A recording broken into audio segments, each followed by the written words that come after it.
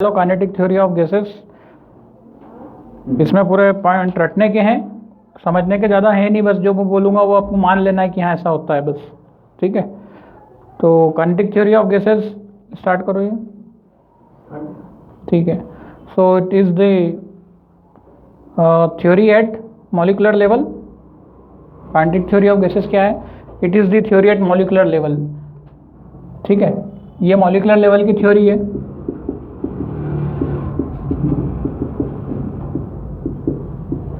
मतलब आप किसी भी गैस को अगर आप कंप्रेस कर देते हो, ठीक है, तो मॉलिक्यूलर लेवल पर क्या होता है गैसेस में, प्रेशर लगा के क्या है, कंप्रेस करते हो आप।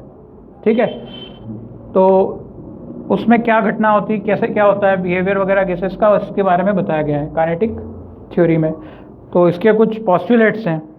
ठीक है, तो पहला पॉस्टुलेट, ये एग्जाम पॉइंट ऑफ व्यू से बहुत ज़्यादा इंपॉर्टेंट है। काइनेटिक थ्योरी ऑफ गैसेस के पॉस्टुलेट इंपॉर्टेंट है। ठीक है, मतलब इसके जो लॉज हैं वो कौन कौन से हैं। पहला point, gases consist of large number of identical particles.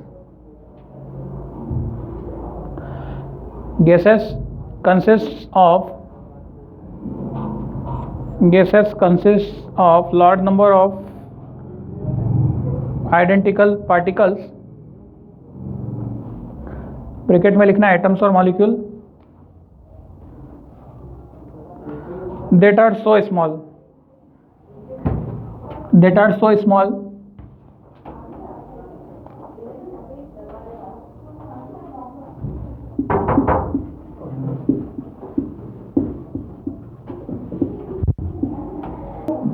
लिख लिया। गैस जो होती है, पहला पॉइंट क्या बता रखा है कि जितने भी गैसेस होंगे वो large number of identical particles हैं। जैसे अगर एक डब्बे के अंदर 100 पार्टिकल है फॉर एग्जांपल, तो ये सब के सब क्या रहेंगे, they all will be same, identical. ठीक है, क्या रहेंगे, ये सारे के सारे सेम रहेंगे, कोई भेदभाव नहीं है कि ये पार्टिकल छोटा है, गैसेस के पार्टिकल। ठीक है, तो gases consist of large number of identical particle, इसका मतलब यही है ना।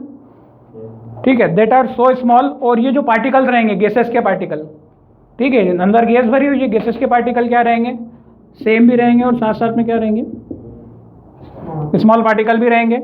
And so far apart on average that the actual volume of the molecule is negligible in comparison to the empty space between them. अच्छा, और इनके बीच की जो गैप है वो so far apart on the average, इनके बीच की जो गैप है दो मॉलिक्यूल के बीच में, वो क्या है, ज़्यादा है। ठीक है, वो इस तरीके से है कि जो एक्चुअल वॉल्यूम मॉलिक्यूल का है, ठीक है, मतलब एक्चुअल वॉल्यूम मॉलिक्यूल का मतलब क्या हो गया कि मॉलिक्यूल को जब आप इकट्ठा कर लोगे, तो काइनेटिक थ्योरी ऑफ गैसेस मानती है कि इनका कोई वॉल्यूम नहीं है। जब आप मॉलिक्यूल को क्या कर लोगे, इकट्ठा, जैसे इकट्ठा कर लोगे तो ये कैसे दिखेंगे, एक साथ हो जाएंगे, एक जगह इकट्ठे हो जाएंगे। ठीक है, तो इनके बीच में जो गैप होती है, ये बता रखा है कि जो गैप होती है वो क्या होती है, बहुत ज़्यादा होती है। सो फार अपार्ट मतलब ज़्यादा होती है गैप। ठीक है, on the average that the actual volume of the molecule is, और जो एक्चुअल वॉल्यूम है मॉलिक्यूल का, खुद इंडिविजुअल मॉलिक्यूल का कोई वॉल्यूम नहीं है, इंडिविजुअल अकेला मॉलिक्यूल का, इसका कोई मॉलिक्यूल नहीं है, मतलब इसका कोई वॉल्यूम नहीं है। ठीक है, इनकी दूरी इतनी ज़्यादा है कि उसके कंपैरिजन में इनका वॉल्यूम कोई काम का नहीं है। ये सब इसने ऐसा बता रखा है, in comparison to the empty space between them. ठीक है, अच्छा, they are considered as the point masses, और इनको हम किस तरीके से मानेंगे, मतलब एक छोटा सा नन्ना सा मुन्ना सा प्यारा सा, इस टाइप से पॉइंट माना गया इसको, मॉलिक्यूल को। ठीक है, तो इसको पॉइंट मास अज्यूम किया गया है। This assumption explain the great compressibility of gases. तो ये सारे पॉइंट क्लियर हो गए। सबसे पहला, मॉलिक्यूल सेम है। ठीक है, मॉलिक्यूल के बीच में इनफ स्पेस है, इन मॉलिक्यूल का कोई वॉल्यूम नहीं है। ठीक है, नेग्लिजिबल है, और ये मॉलिक्यूल को क्या माना गया है, पॉइंट मास। ये सब पहले पॉस्टुलेट के अंतर्गत आ रहे हैं। दूसरा postulate, there is no force of attraction between the particle of gas at ordinary temperature and pressure.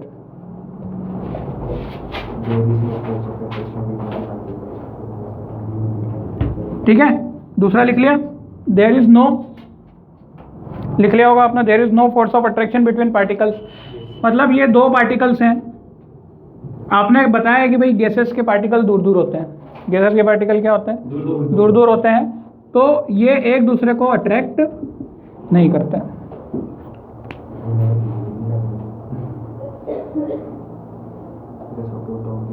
ठीक है, किसी भी टेम्परेचर और प्रेशर पर इंटरमॉलिक्यूलर फोर्स ऑफ अट्रैक्शन इनके बीच में नहीं रहेगा कुछ भी।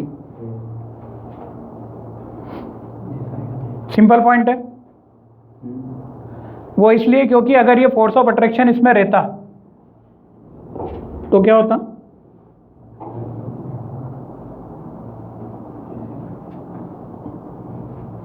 आप अगर किसी भी प्रेशर को लगा रहे हो, टेम्परेचर को दे रहे हो, तो गैस क्या होती है, हमेशा एक्सपांड होती है। गैस क्या होती है, एक्सपांड होती है। इसका मतलब कि ये एक दूसरे को खींच नहीं रहे। एक्सपांड होने का कारण ही ये है कि ये खींच नहीं रहे। आपने जैसी गर्मी दी तो ये क्या हो गए, दूर। मतलब इन दोनों में कोई भी अट्रैक्शन नहीं है। ये सब किसकी बात कर रहे हैं अपन, काइनेटिक थ्योरी, जो आइडियल थ्योरी है।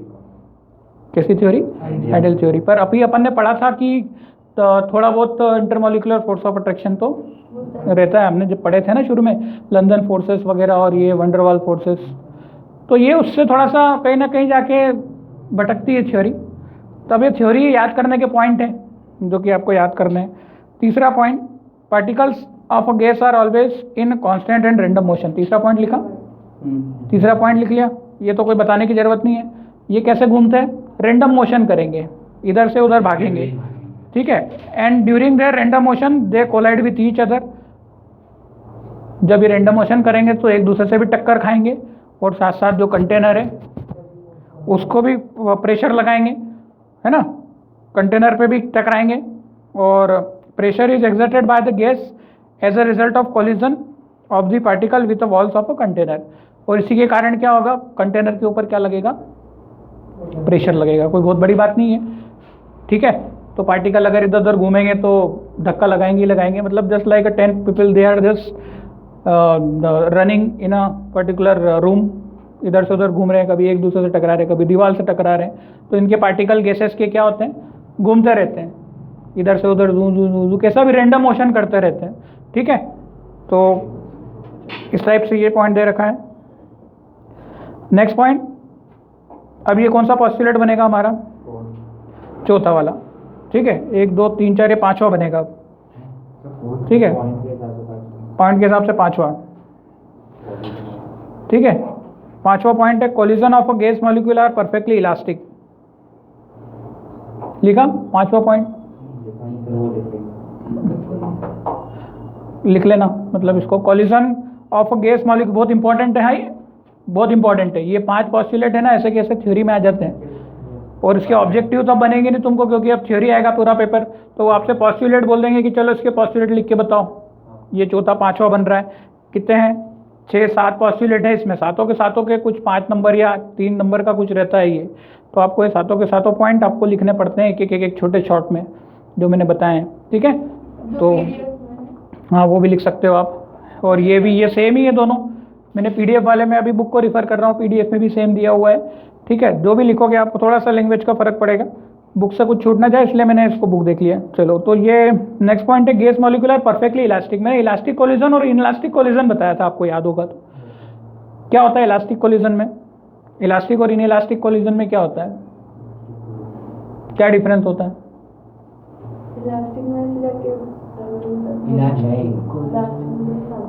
क्या क्या कंजर्व होता है, क्या कंजर्व नहीं होता है?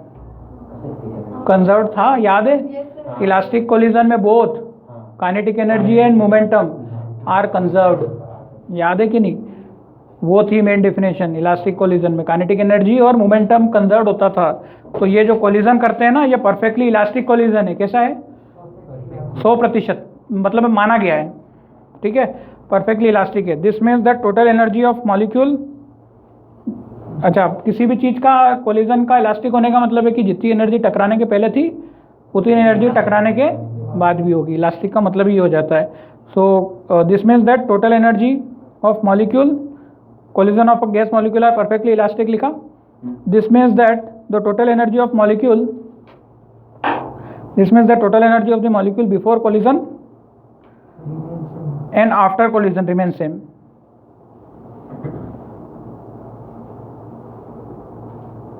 अब इसका तो मतलब समझ गए आप, आपस में क्या है वो एनर्जी एक्सचेंज कर सकते हैं, पर टोटल सम कितना रहेगा, सम हमेशा सेम रहेगा।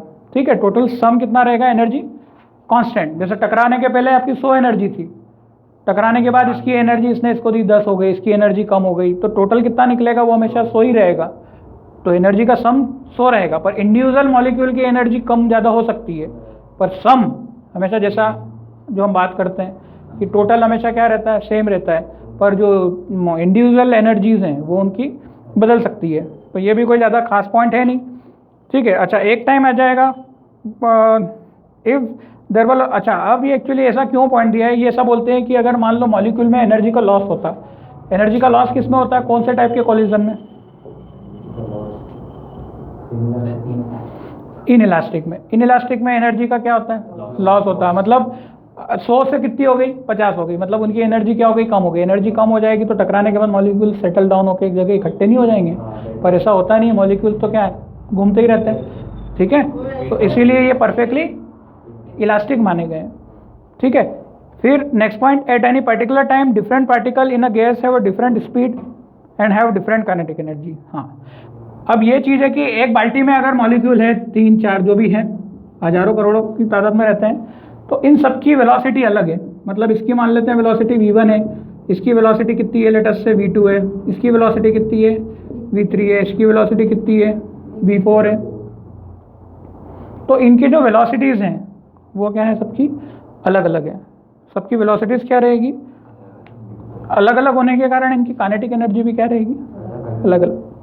काइनेटिक एनर्जी का फॉर्मूला हाफ mv², तो हाफ m1 v1², हालांकि मॉलिक्यूल का मास सेम है, half mv1², half mv2², half mv3², half mv4², ऐसी कुछ इनकी सबकी क्या रहेगी, काइनेटिक एनर्जी रहेगी। ठीक है, और ये अजम्पशन रीजनेबल क्यों है, दिस अजम्पशन इज रीजनेबल। अच्छा, इसके रीजंस मत देना आप जब लिखोगे, तो एग्जाम में लिखोगे तो क्या लिखना है आपको, स्टेटमेंट। इसमें बताया है कि ऐसा है और ऐसा क्यों है, दोनों बताए, तो ऐसा क्यों है वो लिखने की जरूरत आपको नहीं है। ठीक है, हाँ, सर्शन रीजन में आ सकते हैं। This assumption is reasonable because as the particle collide we expect their speed to change। अच्छा, ये क्यों होता है, क्योंकि पार्टिकल एक दूसरे से टक्कर खाते रहे। अब टक्कर खाएंगे तो एक ही स्पीड से थोड़ी ना रहेंगे, एक से टक्कर खाई तो किसी की स्पीड बदली, किसी की स्पीड घट गई। जैसा बॉल के हमने किए थे ना जो इलेक्ट्रिक वाले, तो यहाँ तो कितनी सारी बॉल्स हैं एक तरीके एक दूसरे से जब टक्कर खा रही हैं। ठीक है, so even if the initial speed of all the particle was same the molecule collision will disturb this uniformity.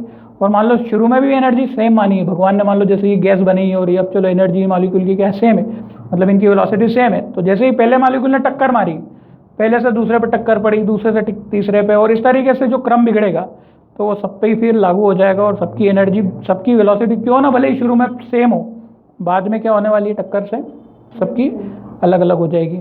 ठीक है, मतलब डिस्टर्ब हो जाएगी। सो ये चीज़ हो गई। उसके बाद लास्ट पॉइंट दे रखा है, if a molecule has a variable speed then it must have a variable kinetic energy. अगर मॉलिक्यूल का स्पीड वेरिएबल है, अभी अपन ने बात करी मॉलिक्यूल क्या है, स्पीड मॉलिक्यूल की क्या है, वेरिएबल। वेरिएबल का मतलब बदल बदल के है।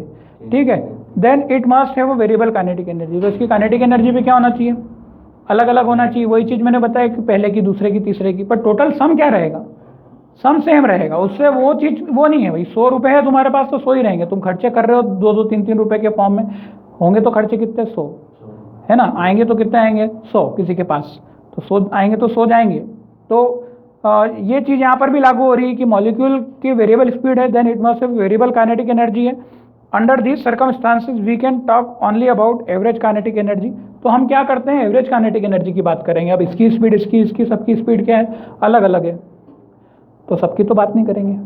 अब हम कौन सी बात करेंगे, केवल एवरेज काइनेटिक एनर्जी की बात करेंगे। ठीक है, तो हम इसमें इंडिविजुअल काइनेटिक एनर्जी की बात नहीं करते हैं, किसकी बात करते हैं, एवरेज, कि भाई हाँ सबका जोड़ जाड़ के कुछ इतना एवरेज बन रहा है। एग्जैक्टली तो निकालना आपको पॉसिबल भी नहीं है, तो अंदाजे से कुछ ना कुछ एवरेज मान लेते हैं।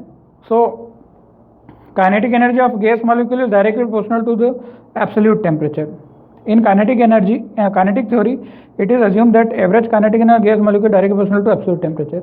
अच्छा, काइनेटिक एनर्जी किसके प्रोपोर्शनल है? ये तो समझ ही गए, टेम्परेचर बढ़ेगा, पार्टिकल में वेलोसिटी बढ़ेगी और हाफ mv² की वैल्यू भी बढ़ेगी, और मतलब उसका एवरेज काइनेटिक एनर्जी भी क्या हो जाएगा, बढ़ जाएगा। मतलब टेम्परेचर के साथ ये क्या है, डायरेक्टली प्रोपोर्शनल है। It is seen that on heating a gas at a constant volume the pressure increases. अच्छा, ये तो हम पढ़ लिया था, ये कौन सा लॉ था? On heating a gas at a constant volume pressure increases. Heat करना मतलब temperature is direct proportional to pressure, ये कौन सा लॉ था? TV law, Charles law. नहीं, ये तो बॉयल्स लॉ में प्रेशर, हाँ ठीक है ना, इसमें क्या था, वॉल्यूम कांस्टेंट है, temperature is direct proportional to pressure. On heating the gas kinetic energy of the particle increases and this strike the walls of a container more frequently thus exerting more pressure. ये तो फिर वही चीज़ है कि एक दूसरे से टकराते और ज़्यादा ज़्यादा प्रेशर, जैसे जैसे टेम्परेचर बढ़ाओगे वैसे वैसे क्या होगा, प्रेशर बढ़ेगा तो क्या होगा, टक्कर ज़्यादा मारेंगे। इसका भी रीज़न दे रखा है उन्होंने, ठीक है, कि मतलब क्यों होता है ऐसा, टेम्परेचर बढ़ाने से काइनेटिक एनर्जी क्यों बढ़ती है, तो बता रखा है उन्होंने। चार्ल्स लॉ ने क्या बोला था, टेम्परेचर बढ़ाते हो तो प्रेशर क्या होगा, बढ़ेगा। ठीक है, वॉल्यूम को आपने क्या रखा है, फिक्स रखा है। टीवी लॉ, पीडी नहीं, प्रेशर और टेम्परेचर वाला कौन सा लॉ है? वो कांस्टेंट था। हाँ, तो गेल-लुसाक लॉ, गेल-लुसाक में था प्रेशर और टेम्परेचर, उसी में कंफ्यूज हो रहा था मैं भी, प्रेशर और टेम्परेचर। हाँ, कोई सा भी एक लॉ पढ़ा है ना यार आपने, जिसमें प्रेशर और टेम्परेचर क्या है, पीटी लॉ। मैंने टीवी बोल दिया था, वी में तो वी वेरिएबल रहेगा। चलो कोई बात नहीं, ठीक है, ये गेल-लुसाक लॉ, मैं खुद ही गलत बोल गया तो तुमसे क्या उम्मीद करूंगी। चलो, गेल-लुसाक लॉ ने क्या बोला था, टेम्परेचर बढ़ाओगे तो प्रेशर भी बढ़ेगा, मतलब ये पीटी लॉ है, ठीक है, गेल-लुसाक लॉ। चलो ये क्लियर हो गया। ये सारे जो पॉइंट थे ये कौन से थे, काइनेटिक थ्योरी ऑफ गैसेस के पॉइंट थे। इसके बाद जो नेक्स्ट क्लास में हम डिस्कस करेंगे that is behaviour of real gases. उसके पहले कुछ न्यूमेरिकल्स है, तो प्रॉब्लम नंबर 5.1 लिखो, जिसके पास बुक है वो ठीक है, बाकी लिखो problem number 5.1। A balloon is filled with hydrogen at room temperature. A balloon is filled with hydrogen, H2 लिख दो, पूरा मत लिखो, hydrogen gas at room temperature, full stop. It will burst if P exceeds 0.2 bar, pressure को P बोलता हूँ मैं short में। If it burst मतलब फूट जाएगा, it burst if P मतलब pressure exceeds 0.2 bar, full stop. If at 1 bar pressure, if at 1 bar P the gas occupies 2.27 liter volume,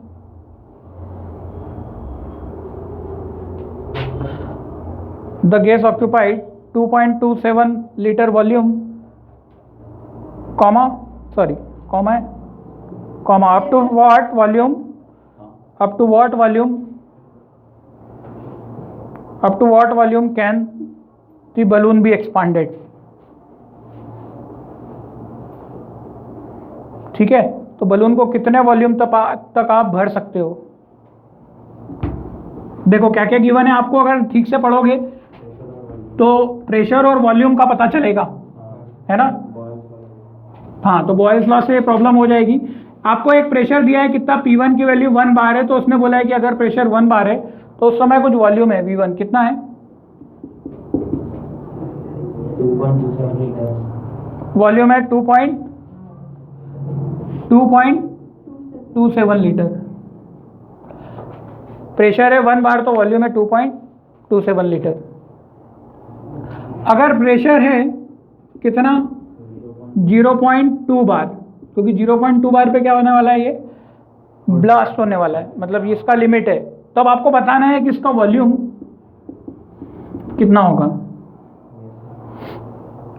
ठीक है। तो समझ में आ गया, वो आपको सजा के नहीं देगा, ठीक है। दो प्रेशर होंगे ना बेटा, ठीक है। अब इसमें क्या लॉ लगेगा, मैंने आपको 1-2 वाले फॉर्मूले बताए थे, बॉयल्स लॉ वाले 1-2 वो क्या था, P1 V1 is equal to P2 V2 है, ठीक है। यहाँ पुट करो वैल्यू, P1 कितना है 1 इंटू, हाँ ठीक है कर लेना, V1 कितना है 2.27 इज इक्वल टू P2 कितना है 0.2 डिवाइड में ले जाओ, ये आपका V2 आ जाएगा, करते हैं, सॉल्व कर लिया,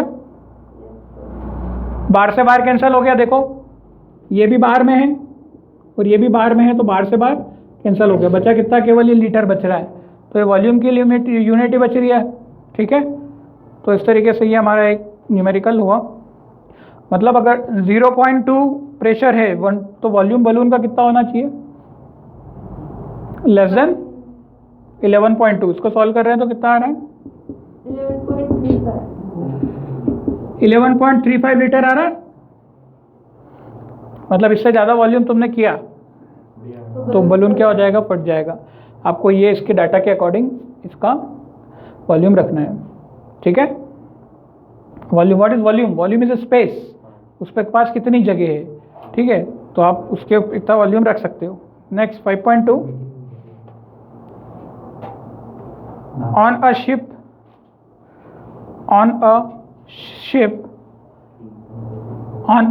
शिप सेलिंग, SAILING, सेलिंग का मतलब इस तरीके से सेल करता है ना, on a ship selling.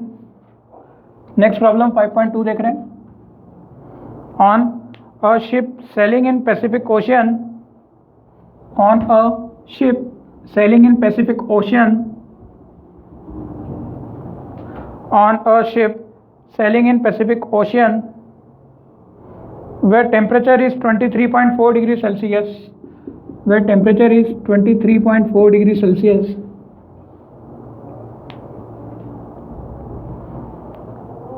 A balloon is filled with 2 liter air. A balloon is filled with 2 liter air.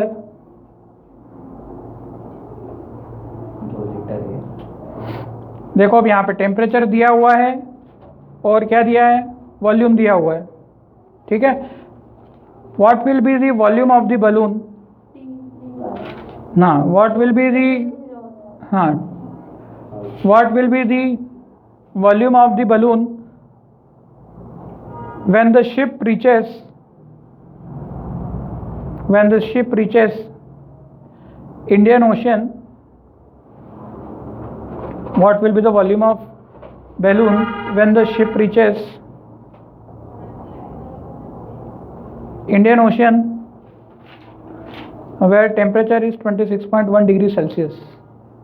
What will be 26 point, what will be the volume of the balloon when the ship reaches Indian Ocean where temperature is 26.1 degrees Celsius? हो गया, वहाँ पर पहुँचेगा। जैसे एक ship चल रहा है, सेल करना मतलब चलता है, पानी पे चलने को बोलते हैं, ठीक है। तो कितना टेम्परेचर था आपका 23.4, इसको किस में कन्वर्ट करोगे आप, केल्विन में। इसमें कोई भी कैलकुलेशन डिग्री सेल्सियस में नहीं होने, तो किस में कन्वर्ट करोगे, केल्विन में।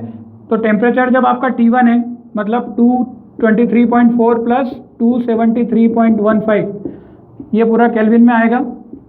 तब वॉल्यूम कितना दे रखा है आपको 2 लीटर, वॉल्यूम कितना दे रखा है 2 लीटर। अब आपसे पूछा है कि जब T2 कितना हो जाएगा 26.1 डिग्री सेल्सियस, मतलब 26 प्लस 273.15 केल्विन हो जाएगा। तब आपसे पूछा है कि V2 कितना होगा, ठीक है। हाँ, टीवी लॉ में T1 V1 T2 V2 क्या था, T1 अपॉन में, ये T1 अपॉन में V1 is equal to T2 upon में V2 था, ठीक है। क्यों, क्योंकि T was directly proportional to V, ठीक है। इसके पहले pressure was inversely proportional to था V, ठीक है ना, बॉयल्स लॉ में। तो सबको ऐसा मत कर लेना, एक लॉ इसमें इन्वर्सली का है, बाकी लॉ इसके डायरेक्टली के चलते हैं, लगा दो, चिपकाओ वैल्यू, पहले तो केल्विन में कन्वर्ट कर लो। बट उसको वो इन्होंने 1.009 कुछ दे रखा है। हाँ अब एक्चुअली इसमें आप क्या अप्रॉक्सीमेशन करोगे तो 2 ही आएगा, हाँ वो तो 2 आ रहा है। अप्रॉक्सीमेशन नहीं कर सकते हैं इसमें, क्यों? क्योंकि ये बहुत सेंसिटिव होते हैं अब, मतलब हाँ, इसीलिए आप इसको कैलकुलेटर की मदद से ही करते हैं जब जनरली, है ना, कैलकुलेटर से कर लो। कर लिया तुमने, आगे क्या आंसर? 2 पॉइंट तो कैलकुलेटर से किया कि ऐसे ही किया डायरेक्ट? 2.018 आ जाएगा जोड़ घटाव करके।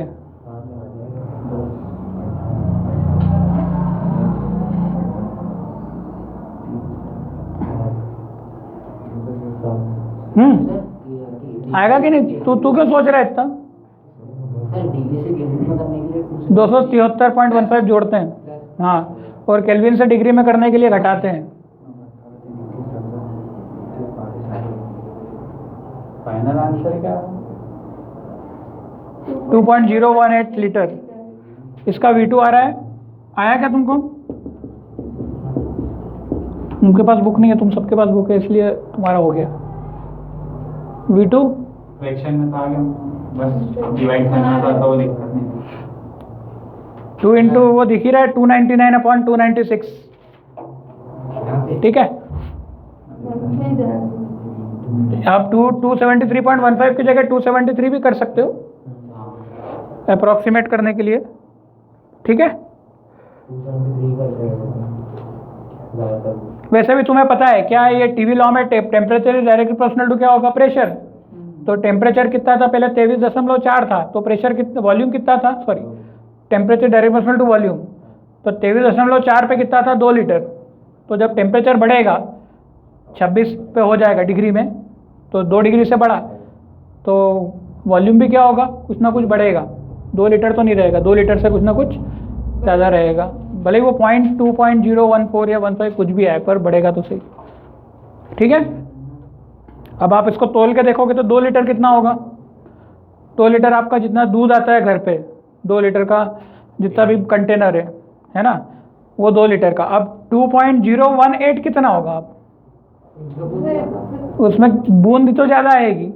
अगर आप मिलीलीटर में इसको मिलीलीटर, हाँ वो भी नहीं होगा ठीक से, है ना, क्योंकि 0.18 लीटर तो 2 लीटर से थोड़ा सा तो ज़्यादा है एक तरीके से, तुम जो समझ सकते हो। वो ऊपर से जो डालते हैं ना, वो कोई ज़्यादा नहीं देते तुमको बेटा, है ना, क्योंकि अगर थोड़ा थोड़ा प्रसाद वो सबको बांटेंगे तो उनका दूध 2 लीटर का हो जाएगा, और 2 लीटर में 50 रुपये 100 रुपये का नुकसान हो जाएगा। तो वो जो देते हैं ना, वो क्वांटिटी बराबर ही देते हैं। जब वो भरते हैं तो इतनी जोर से भरते हैं वो, कि उनका जो रहता है वो नाप, वो थोड़ा सा खाली होता है, ठीक है। तो एकदम से तोल के तो थोड़ी ना देते कि हाँ अब ये और फिर ये देख के फिर ये डाला, वो 60 डाल देता है 3-4, उसके बाद फिर ऊपर से वो डालता है तो उल्टा कम ही आता है तुमको, ठीक है। आपको लगता है कि आपको उसने चलो ऊपर से दूध डाला है। तो ये तो आपकी सांत्वना है, भारतीय संस्कृति है। खैर एनीवेज, ये चीज़ को आप समझ गए हैं कि 2.018 वॉल्यूम बहुत ज़्यादा कम होता है। अब गेल-लुसाक लॉ का एक क्वेश्चन दे रखा है 2.3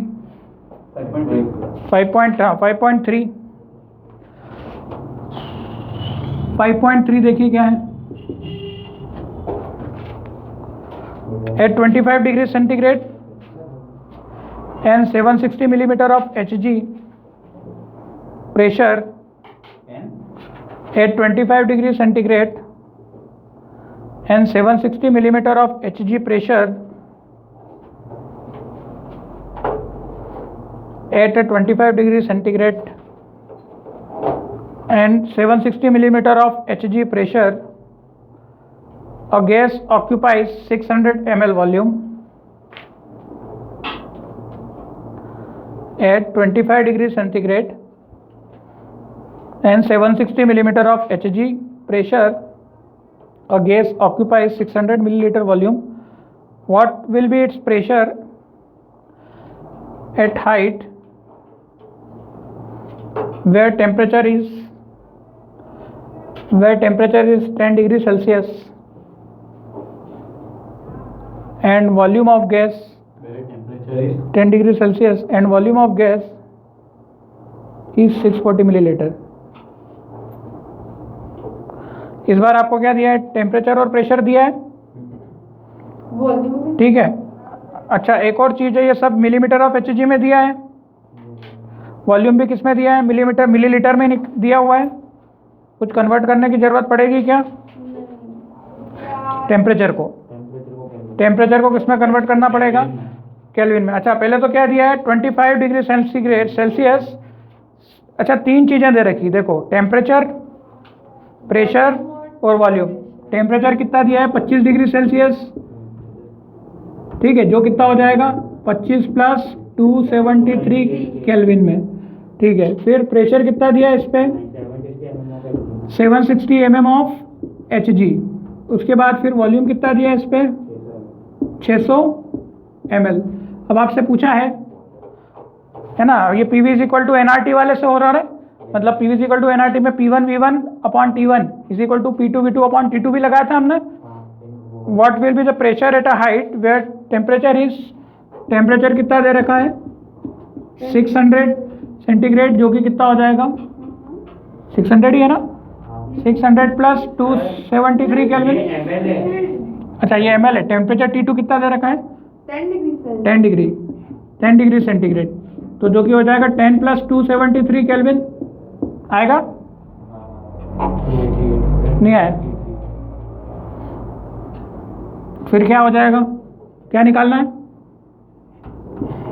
प्रेशर आपको निकालना है, और वॉल्यूम कितना दे रखा है V2 का, 640 ml। चलो ये डाटा समझ में आया। मतलब इसमें प्रेशर, वॉल्यूम और टेम्परेचर अगर ऐसा हो तो कौन सा लॉ लगेगा, PV = nRT। कौन सी गैस, आइडियल गैस इक्वेशन, जिसमें प्रेशर भी है, वॉल्यूम भी है, नंबर ऑफ मोल भी है, R भी है, T भी है। हालांकि वो तो कांस्टेंट है, वो कट जाएंगे। तो आपने देखा था ना PV = nRT का क्या निकला था, P1 V1/T1 = P2 V2/T2 निकला था। R और N तो क्या है, कैंसल हो जाते हैं कि नहीं, तो यहाँ से लगा लो, यहाँ से P2 निकाल लो, इधर उधर क्रॉस मल्टीप्लाई करते आता है तुमको, हाँ तो वो देख लेना। मतलब गलती तो उसी में ही करोगे, ये फॉर्मूला भी लगा लोगे, बट क्रॉस मल्टीप्लाई कैसे करना है वो आना चाहिए।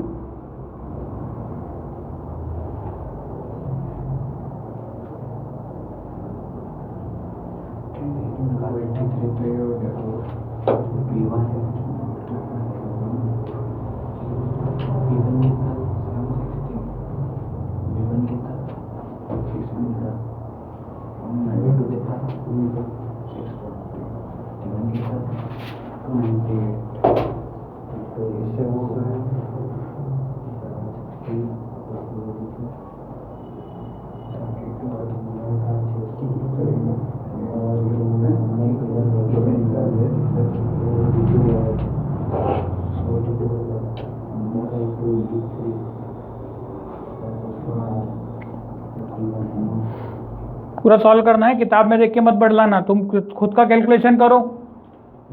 उसमें सॉल्यूशन दिया उसको मत देखो, सारी वैल्यू पुट करके कैंसिलेशन करके और आंसर लेके आओ। भले से तुमको मल्टीप्लाई करना पड़े तो करो, क्योंकि स्कूल में आते हैं ये क्वेश्चन, है ना। इसमें अप्रोक्सीमेशन मत करना, क्योंकि अप्रोक्सीमेशन कर दोगे तो ये एक्चुअल वैल्यू से फिर कम भी आ जाएगा जो निकलना है।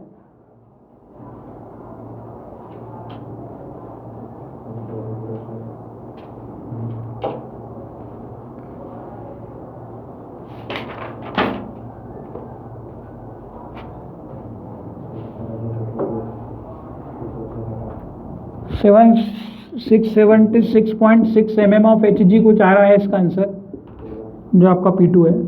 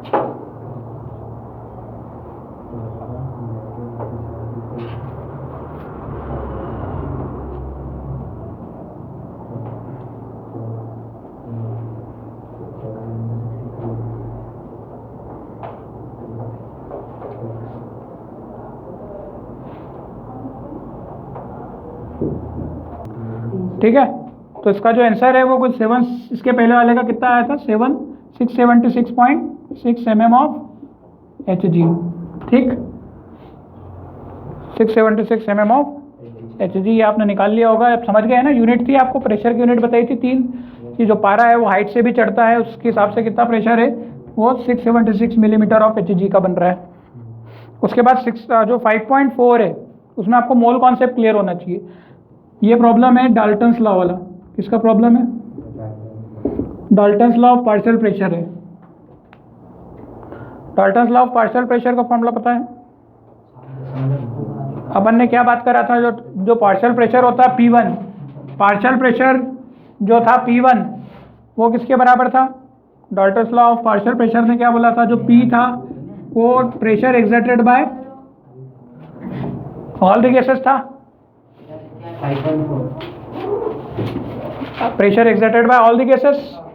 तो P is equal to P1 plus P2, P is equal to nRT रखी थी आपने। फिर यहाँ पे निकाला था कि जो P1 का जो फॉर्मूला था, P1 अपॉन में P टोटल कितना आया था,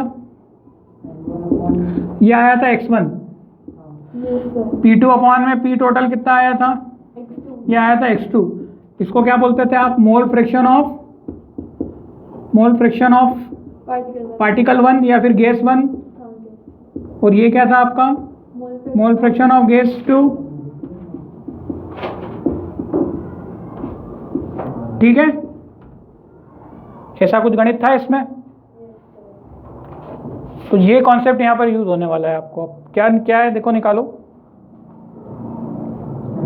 अच्छा, P1 क्या रहेगा? जैसे मान लो अभी इस क्वेश्चन में आपको 2 गैस है, एक तो डाई हाइड्रोजन डाई ऑक्सीजन मतलब O2 दिया है और एक नियॉन दिया है।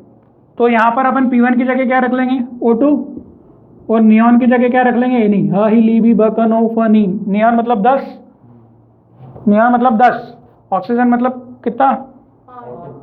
अच्छा, मॉलिक्यूलर मास O2 का कितना होगा? 32 होगा। मॉलिक्यूलर मास O2 का 32 होगा कि नहीं होगा? और मॉलिक्यूलर मास ऑफ नियॉन कितना होगा? 10 का डबल 20 ग्राम। नहीं आया? चलो, अब आपको दिया क्या है, प्रश्न पढ़ो।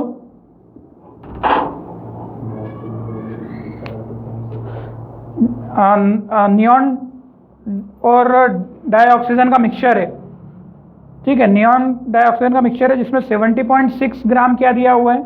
डाइऑक्सीजन। पहले क्वेश्चन लिखो, तुम लोगों ने नहीं लिखा है। चलो, अ नियॉन डाइऑक्सीजन मिक्सचर कंटेन्स, ये लो फटाफट लिखो इसमें से।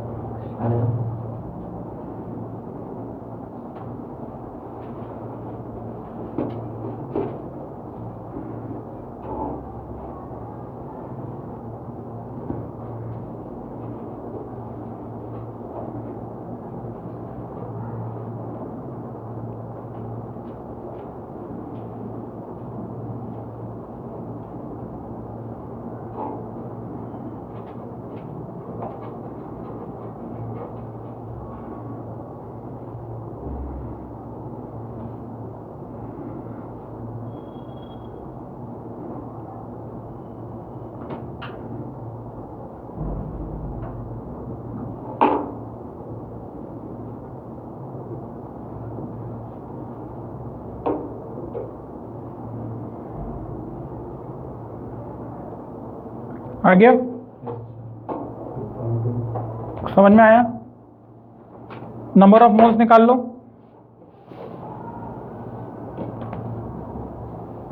आपसे क्या पूछा है? What is the partial pressure of dioxygen and neon in the mixture. ठीक है, आपको देखो पार्शियल प्रेशर ऑफ नियॉन मतलब क्या हो गया? PNE निकालना है, और क्या निकालना है? PO2 निकालना है। तो अपन क्या बोल सकते हैं? जो पार्शियल प्रेशर है P1 की जगह क्या रख दो? PO2, और P2 की जगह क्या रख लो? PNE रख लो। ठीक है, तो ये किसके बराबर आएगा?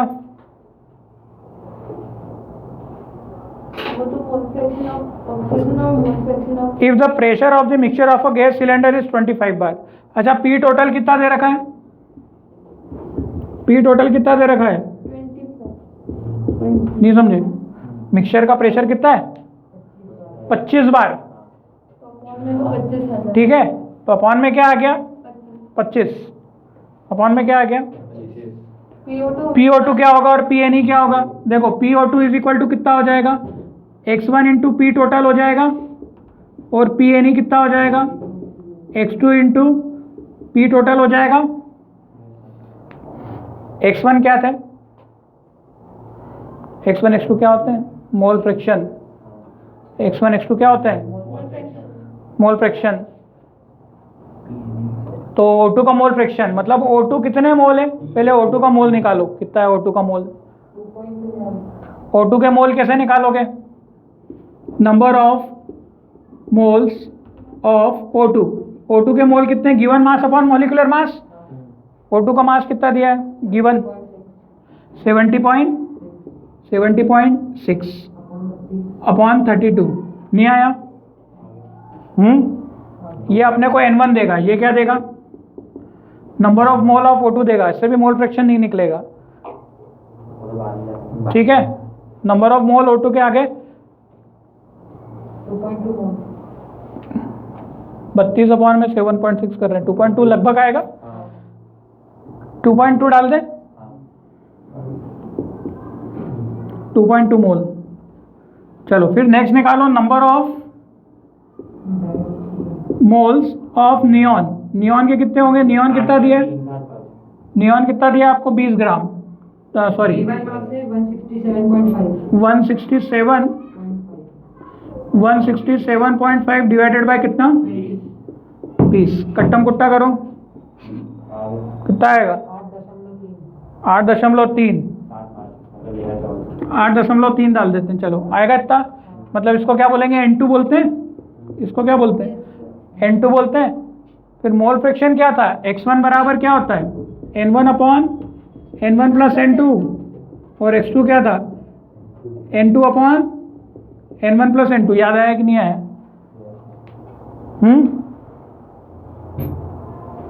मतलब पहले मोल निकलेंगे और फिर मोल से मोल फ्रैक्शन निकलेंगे।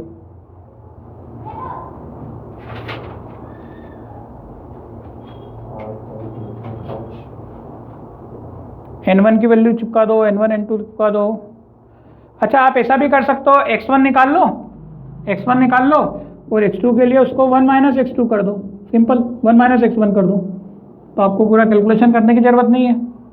क्या ये बात समझ में आई, तो x1 निकाल लो और उसको 1 में से माइनस कर लो तो x2 भी आ जाएगा। क्या समझ में आया, N1 N2 क्या मोल क्या होता है, नहीं आया। मोल निकालना तो आते थे ना पहले भी, कि गिवन मास अपॉन में मोलर मास, मोलर मास जो भी है पता रहना चाहिए आपको। तो यहाँ से कितना आ रहा है आपका PO2 आ रहा है 5.25, PO2 आ रहा है 5.25 बार और PNE आ रहा है 19.75 बार। ठीक है, ये दोनों आंसर आ रहे हैं, इनको प्लस कर रहे हो तो टोटल प्रेशर देखो 25 बन रहा है। ठीक, ये इंडिविजुअल प्रेशर्स हैं।